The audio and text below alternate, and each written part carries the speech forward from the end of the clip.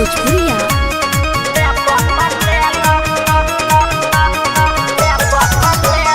हम है बिहार के बिहारी हमर नाम है, तोरा जैसन माल के पटावल हमर काम है। अच्छा रे जाना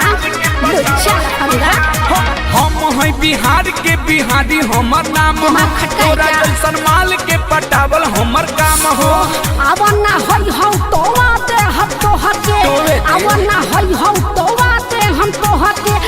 जैसे काठी देखे लो दूसरा के माल होई ले बता ले लो दे दो ए बाबू का हो अरे दूसरा के माल होई ले बता ले लो ले लो ले लो दे दे दे दे ना दे।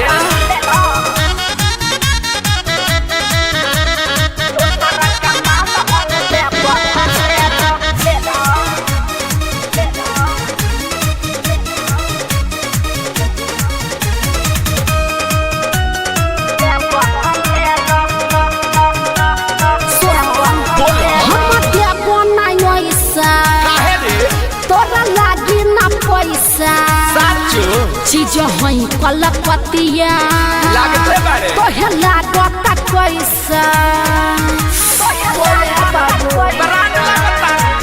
तोहर चढ़ल जवानी हम चूसब रानी आज परब नेवानी ओमे ढार देबू पानी।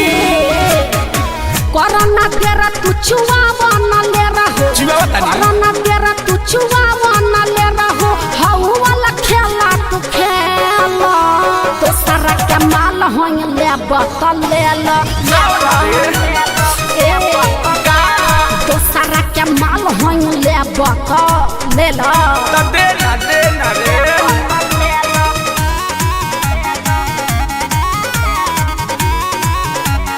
अलबेला रिकॉर्डिंग स्टूडियो गढ़ी माई नेपाल।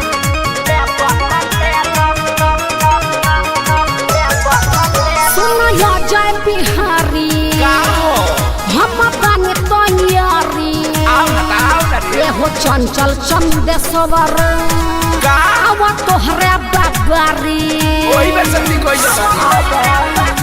अरे यार राजा तारा चोली के फाड़ देम नरे जवन मन करी कर देम। अहिरे दादा बड़ा बड़ गरम आई नरे तोरा बड़ गरम बाबरे अलबेला यो सब लगाली हो झोक हो, अलबेला यो सब लगाली हो झोक हो। हमरा के का तू बुझेलो सारा के माल होई ले बता ले लो ए बाबू अरे तो सारा के माल होई ले बता ले लो ले लो ले लो अरे तो दे ना दे। हम है बिहार के बिहारी हमर नाम है, तोरा जैसन माल के पटावल हमर काम हो। अब ना होई हो तो आते हम तो हके, अब ना होई हो तो आते हम तो हके।